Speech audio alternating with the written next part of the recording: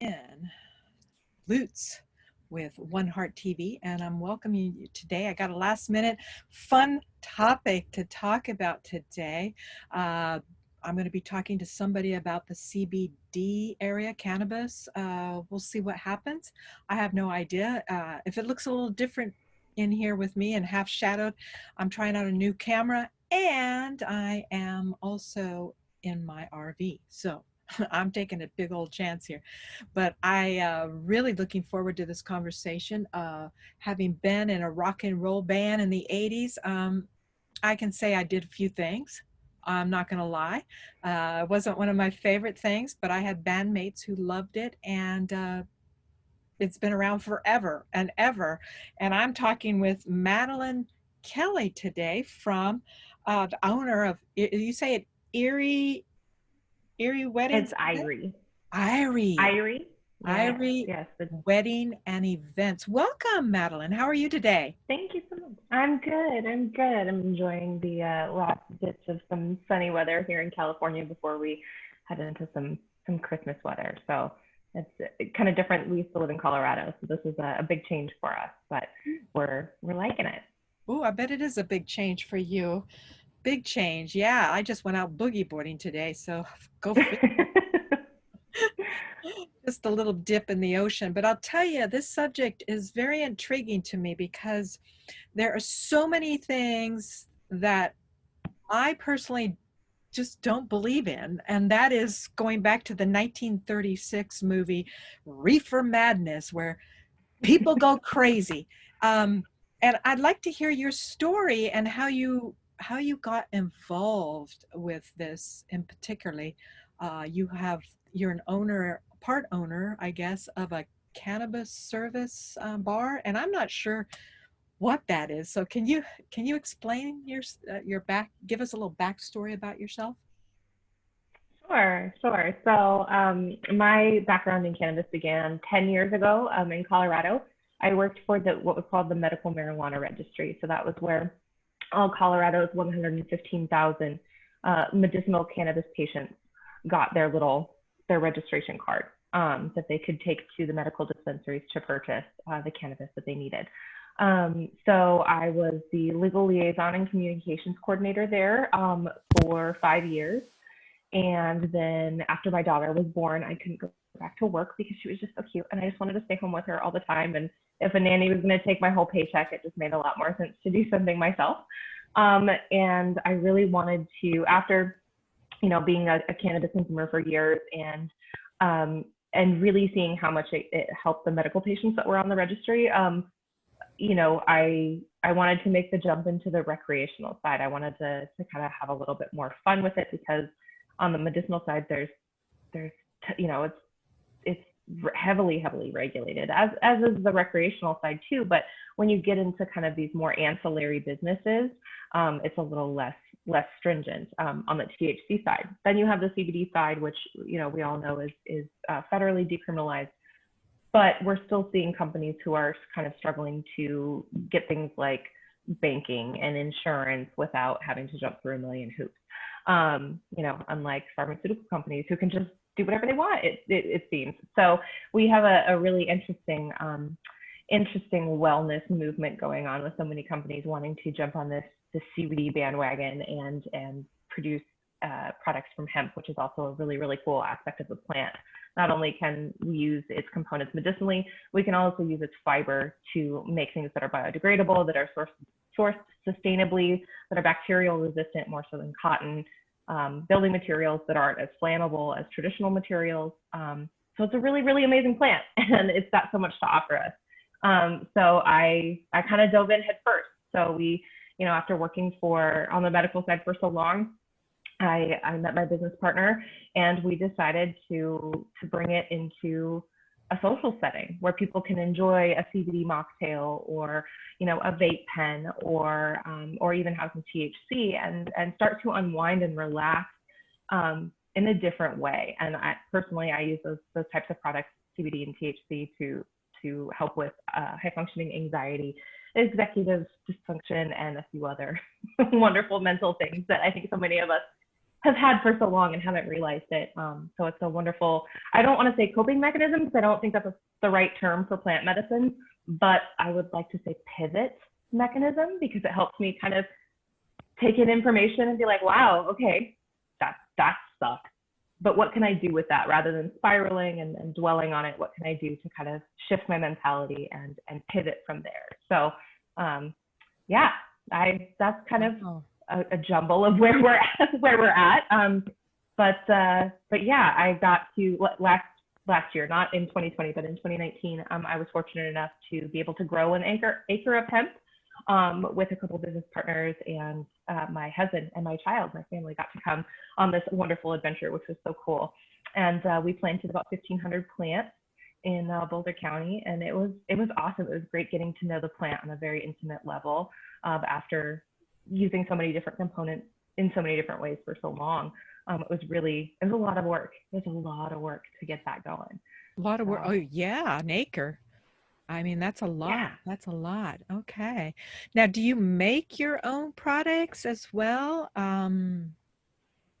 We used to. So my business partner and I actually have, this is my CBD vape pen. This was our CBD that we were selling for a good long while. We had tinctures, lotions, vape pens, that kind of thing. But that's a heavily competitive market. That's really kind of there's a lot of other people who that's their passion, that's their main business, and that's what they're doing. And for us, it was kind of like, oh, well, it could be an add-on to our wedding and event services, but it really kind of just, it needs a full-time staff. It needs a full-time website and salespeople, and it got to be a little too much. So we decided to kind of let that side project go. The entrepreneurial roller coaster, as we call it. Sometimes you go down one path, and it turns out, no, you don't need to do that, and you got to come back. And so lots and lots of pivoting. Yeah, yeah, I'm sure. I mean, starting a business period is just a lot of work in the very beginning. Yeah. And this in particular, as I looked at some videos and read some materials about it, starting something in Colorado is kind of new.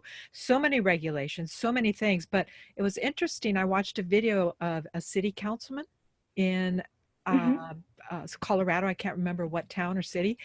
And it's kind of like, instead of having people smoking pot in parks and whatnot, why don't we get them in a place where it's like a bar, like literally like a bar. We have bars for alcohol. Okay. And so I thought, that's true. That's really true. There's community also within it, isn't there? Oh, absolutely. The cannabis community is unlike any other industry, unlike any other field ever. There's especially in Colorado, we call it comperation. It's like cooperation and competition put together. Because yes, there may be brands who are competing to retain the same customers or to to kind of target a certain demographic, but if we can all kind of work together, like rising tides, all ships, Right. So Colorado is really, really unique and beautiful that way. There is a heavily deeply woven cannabis community, I think, throughout the country, where kind of everybody knows everybody. But per locale, I think Colorado really has capitalized on this community movement and using the conscious cannabis sector to give back in a big way. And we've seen just so much of that come from the cannabis and THC side of things. It's awesome. It's so heartwarming. Yeah. Well, I think in this day and age, with everything that's going on, anxiety, fear is at an all-time high. Trepidation, you name it, it's on the board. I call fear false evidence appearing real, because I think we create a lot of it. So if there is something rather than a pill that seems pills, you take something and it might reduce your symptoms, but you'll get this and this and this and this and this in the advertisement. And I'm like, what would I choose? Where that's the beautiful. Very few with cannabis, right? Very few. Yeah, absolutely. So we typically call them adverse reactions. So we all within our bodies have what's called the endocannabinoid system. You don't have a Xanax system. I'm sorry, you don't. But you do have an endocannabinoid system. Say that again. We don't have a what? A Xanax We don't have a Oh, system that is thank you. designed. I We just don't want, have a system. uh, Okay, I so agree. I yeah, agree. we don't have a system within our bodies designed to naturally process those components. Certain components of medicine, absolutely, they interact with different parts of our body to do something. But as you said, what are the side effects? What does that do to us long term? And so with cannabis, if you look back prior to prohibition, cannabis and cannabis THC and cannabis CBD, as we call them, to differentiate between the two, because legally now we are talking about two different substances. But back then, there weren't testing labs. There weren't, a way to figure that out. And you had farmers who were cultivating it for centuries. You had it growing naturally in the wild where you had animals and livestock feeding on it. So CBD and THC were naturally in our system through the, ovum, milk, and meat of the animals that we were eating for centuries. So these were components that were already within our system. And so we have what's called the endocannabinoid system that goes throughout our body. And the system is composed of certain receptors. And they have all these different abbreviations and names. But if we boil it down to the most basic components, those receptors are designed to receive the cannabinoids, the THC and the CBD that are found within the cannabis plant. And when you have those molecules that engage those receptors, that's when you see things like reduced blood pressure, reduced blood sugar, reduced inflammation, reduced anxiety, all the wonderful medical and mental health benefits that the plant can have. So we already have that system within our body designed, ready to receive it. And the other really, really amazing thing for the event side of things is that when you have too much alcohol, there's nothing you can do. You just have to wait. You got to wait it out. Coffee, bread, people are going to give you whatever they want to try and, oh, this will work. This will work to get you less drunk. No, it's not going to work. The only thing that's going to work is time. But with cannabis, with THC, the wonderful thing is if somebody starts having an adverse reaction, perhaps they're becoming too paranoid or they're just feeling a little too tired, we can give them CBD because those receptors will actually prefer CBD over THC. So they can come knock those THC molecules out of place and insert themselves instead. So it's a really, really amazing plant that it has this kind of antidote built into it if you consume too much of the THC. Wow, that's incredible. It's so true. I've had my share of a few too many drinks. Doesn't feel good at all. Um, I can't say I've ever gotten so loaded on pot that I was well, yeah, yeah, a little dysfunctional, but that was a long time ago when I did it. But I have to say something that my sister way back when she was alive and she was doing it, she says there's something interesting, Jolene, that you have to note about cannabis in particular. There are more people pulled over with alcohol and other things in their system on the road, which is extremely dangerous to me, than being written up because you smoke too much pot or something. Most of the time, I don't know if this is true or not. This is way out there. Uh, People who smoke pot don't really want to leave the hub. They just want to hang out. You don't even hear No. you don't even hear of people. Domestic violence is on the rise because of COVID as well, because families are at home. That's Mm-hmm. huge in my heart, breaks my heart. And alcohol is probably part of that. I don't hear about, oh, cannabis rage. Yeah, the reefer madness tactic was really that, along with the war on drugs, was really a scare tactic. It was a scare tactic for middle class white America, to get uncomfortable with this plant. The plant, even prior to the recreational, the promoting of recreational use of the plant, it had so many uses that could rival the logging industry that it became a huge threat. Hemp was a huge, huge threat, and industrial hemp now could definitely take over multiple industries, and really kind of capitalize on all of that.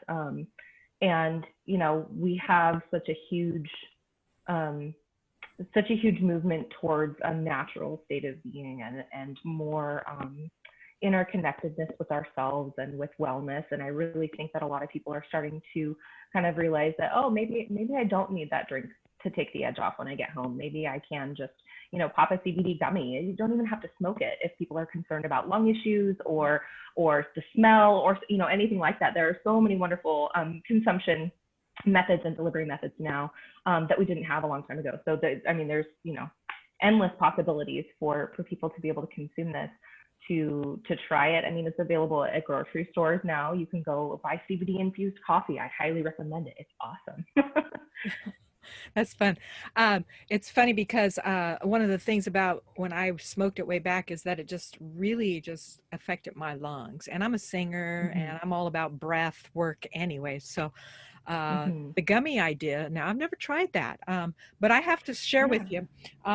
I had a dog here over a year ago I lost. He had horrible seizures. So I was trying everything other than, and a friend of mine down the street makes a C3.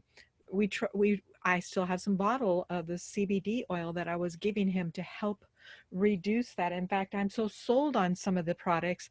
I've been using her cream because I have neck issues. Powerful stuff. And I love when I can read this. It's ingredients. So it's so simple, not like your narcotics and big pharma. It's like beeswax. Okay, cool. Aloe vera butter, hemp, CBD oil, rosemary, lavender, all the things I kind of like, all natural. It just, that seems like a no-brainer to me, putting natural stuff within our natural bodies. And it grows. It was, if you're in believing in bigger something, God or something, it was dropped here. It was dropped here as part of all that was given to us. It's not a man-made product, is it? No, not at all. No, and there are going to be, quite a few products emerging. There are a few right now, and then we'll probably see quite a few more. But things like artificial cannabis, artificial capsules, and cannabis cigarettes or joints and things like that, that are not the actual plants, that are lab created, and that just, I don't know. That's a little too far for me. I understand there are some components that I can understand it would be amazing to kind of build that way, because there are people who have, allergic reactions to certain terpenes. So they may have an adverse reaction to cannabis. It's not for everybody. Just like alcohol is not for everybody. Some people can have a drink or two and feel fine, and there are no adverse side effects for them. There are no mental or emotional repercussions for them or the people around them. But I understand that it's the same for cannabis, that it's not for everybody. So there are people who they can break out in hives, they can have, nausea and start vomiting. There are instances where people can respond negatively to it, but the ratio is relatively low compared to the people who can respond positively to it. Excuse me. Well, I have something very interesting. As I was quickly looking through Facebook feed, what comes up? I swear they read my brain sometimes on Facebook. It's creepy. But it said Big Pharma is outraged at Chris Como's latest business venture. He has a CBD line that it's helped him with his, I know, that's what I went, what? And he says, is 90% cheaper than Big Pharma, 5 times more effective than the, I don't like they're evil Big Pharma. They're in a lawsuit with him because he broke some kind of contract. To me, this is actually very big news. I just saw this just a little while ago, not right before we started this program. And I'm like, you get out of here. Chris Como, isn't he on Fox or something, as one of the, anchors of some kind? I'm not really too much up on it, but he's got a line. And guess who's using his products? It was Haley Berry, Dr. Oz have been using his products. That's what so you got to say about that, Maddie? What do you have to say about that? I mean, money talks. And so, we even thought, like, President Trump had 4 years to legalize cannabis, and he had over 65% support from the nation. I mean, 65% of adults in the U.S. think that cannabis, both medical and recreational, should be federally legalized. That's a huge margin, and he didn't do it. However, he invested over $2 million in a friend's edible company. So, I mean, it's really a money play for a lot of people at this point who are in positions of power to jump on that bandwagon, to ride that trend, to make that money, because they see it as valuable. You know, Snoop Dogg has his own line of cannabis. Martha Stewart is now an advisor for a CBD brand. She's our lifestyle advisor. And, you know, we have Willie Nelson with his own line of CBD and THC products. And I think that's really, really great. And hopefully that can maybe convert some of the other more conservative states into realizing, you know, these products are pretty great. And so I think, you know, some celebrities and people in positions of power are doing this for the right reasons. And there are some other people who are just kind of chasing the buck at this point, I would say. As always, this is just the game lately, but I do think things are being exposed and in good ways. And I think Big Pharma needs to be exposed. Just for instance, I took, what was it, Zantac for reflux issues, and different foods were bothering me. Now I've since been off it, changing my food. I noticed you're a big foodie and make food too, which is great. I'm excited about that. But now I see commercials stating that that product causes cancer and all kinds of issues. And if you have legal issues, call these people. I just about fell off my chair one night seeing that commercial. Had I kept going on and taking it, because even my doctor said it was safe. So the FDA sometimes scare me. And I do know that, of course, Big Pharma, in my personal opinion, would be upset with you, Maddie, Probably. because you're taking their business away. And as Como says, 90% cheaper and 5 times more effective. Exactly. I mean, we see cannabis, you know, able to not only improve the efficacy of other medications like blood pressure and blood sugar medications, because it does that on its own. It naturally, you know, lowers blood pressure and blood sugar. So of course the plant is going to threaten them. It always has.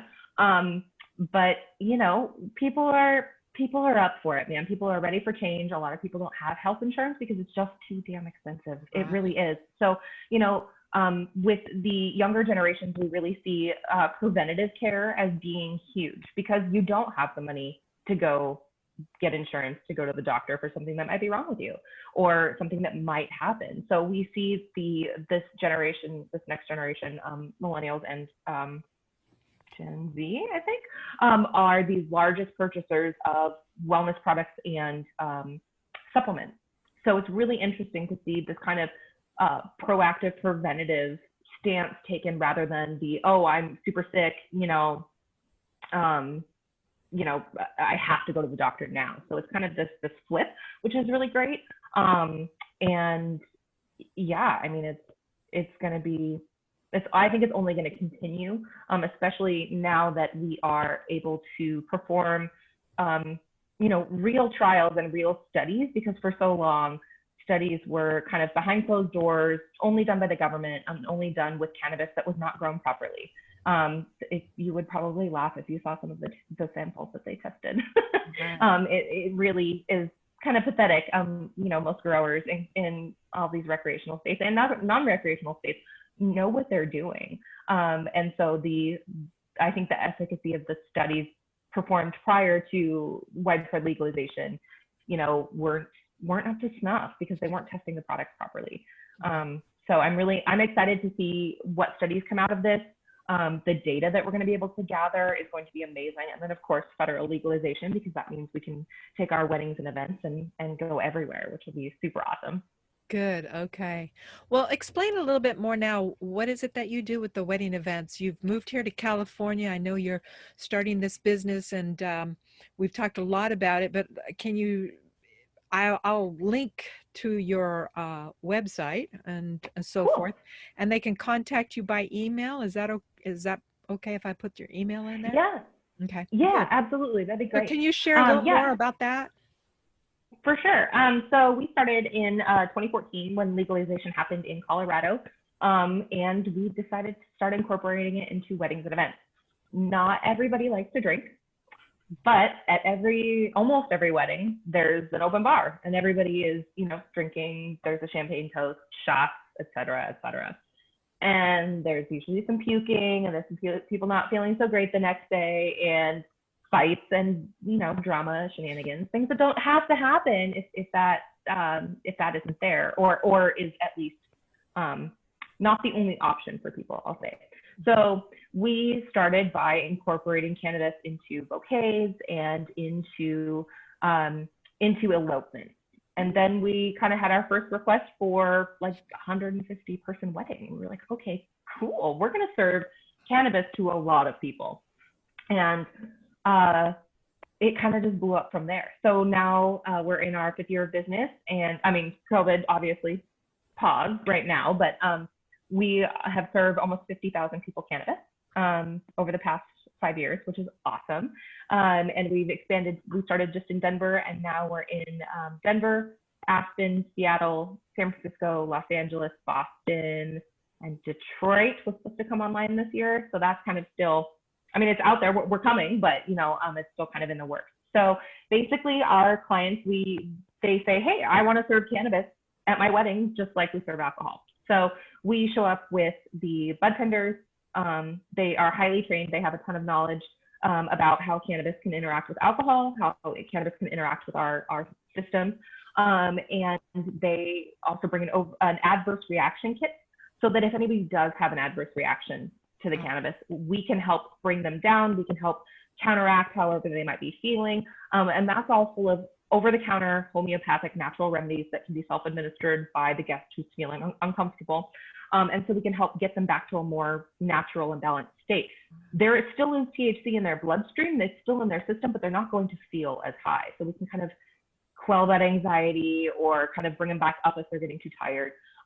So we have that kit, and we moderate the servings. They're all super small, and they're either in the form of a mini joint or a can of cocktail. So if we want to have a smokeless, odorless option, especially in Colorado and California, where we have a ton of wildfires, a lot of wedding and event venues are like, yeah, no, you can't light anything on fire here. We're not okay with that. So we have can of cocktails. But then that's really great, because then if, Aunt Sue, who's a little conservative, doesn't know if you're walking by with vodka or cannabis, and it's frankly none of her damn business. So, the can of cocktails are a really, really great discreet option to have. We absolutely love them. So we show up, we have nice uniforms, everybody's dressed super great and just ready to go. And they will glove up and serve, pack the cones on site, and then serve them to the guests. Make sure that nobody's over consuming, make sure that nobody's grabbing 5 at once. They have to show their ID just like at an alcohol bar in order to receive that first drink. And we work really closely with the bartenders to make sure if they're going to cut somebody off, that we are too, and vice versa. So we have a really, really great communication plan with them. We talk to the wedding planners. We work really closely with venues to help them understand what's going to happen on their property. And yeah, it's super fun. And it's just really great because nobody can believe it. And everybody walks up and they go, I didn't even know this was a thing. And they get so excited because, maybe they brought an edible in their pocket because they're thinking, oh, I'm going to a wedding. The only option is going to be alcohol. And they get there and see us and they're just so excited. And they get to relax and kind of unwind the way that they want to, because so many people consume cannabis. Like in your family, you may not know how many people consume cannabis because so many people we call it in the canna closet. There are so many people still in the canna closet that aren't ready to talk about it yet. And if they would just kind of come out, and they do come out at weddings, and it's really fun to see families be like, I didn't know are you serious? You smoke?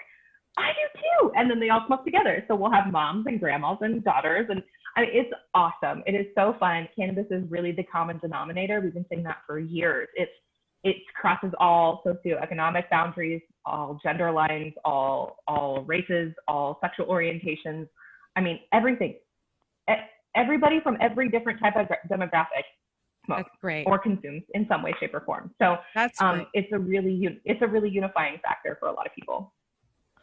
I'll tell you, I've never heard of such a thing either. Of course, I've been to many weddings and whatnot, and lots of alcohol, like you said, but I personally have never heard of the got it, got it, got it. And I know your father very well, and he's explained it to me, but I must not have been listening. I don't know. So I'm so glad that It's I got just this chance to talk to you. Like, wow. Yeah, it's just like an alcohol bar. I mean, you come up, you show your ID. The clients paid for us to be there. They paid for the cannabis that's on the bar because our services don't include the cannabis. So the clients, whether that's the couple getting married or if it's not a wedding, the event host would tell us, hey, I have X number of people coming, and we tell them how much to buy so that they know what they need to go purchase from the dispensary because we're not a licensed dispensary. So they go purchase that and they bring it with them on the day of, and then we serve it. So it's just like an open bar, and it's so much fun. Fantastic. Well, again, I thank you so much for taking your time today and talking with me. I know you've got to get back to that little munchkin of yours, your adorable daughter, who keeps you, I'm sure, on your treadmill. Oh yeah. Yeah, Between yeah, kindergarten and owning a business, yeah. this year's Woo! extra special. That's why you're young, okay? That's why you're young and doing that. Again, I thank you so much, Maddie. I want you to stay on. I just want to say a few words to our guests. So please visit her website. Say that again, Irie Wedding, Irie Weddings and Events, both of those are plural.com. and that's IRIE. Mm-hmm. Weddings and events. I want you to check it out. I've never heard of such a thing. And stay tuned. We've got more videos on our WonHeart TV on YouTube. Lots of topics there. Don't think of cannabis as the bad guy anymore. Really, there's so many wonderful things from clothing to anxiety help to just do your research is what I'm hoping people will do, because a wellness comes in all forms, and this is a natural given, what would you say, product that was given to us, blessed on this earth, and you can't get any better than that. It's not home concocted in a laboratory. So again, thank you, Maddie, so much. I wish you all the luck in the world, and subscribe if you wish to WonHeart TV, and we'll be bringing you some more topics coming soon. So stay tuned, and peace, love to you all. We're out. Bye bye.